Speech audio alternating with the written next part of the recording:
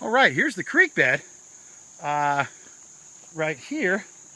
And this would go in this direction and go down into Benner's Run. Stewart's brigade would advance in the fields once it focuses in front of us. We'll get a little better look here in a minute. But we got a lot of rain here this morning, and you can tell the water must be pretty low in this area. There's nothing here in the creek, but the little run here would take down into Benner's Run. And then if we're going to step out here and go forward, these fields here, we're kind of pointing at the farmhouse. You can't see it because we're in low ground, but that's in the direction of Culp's Hill.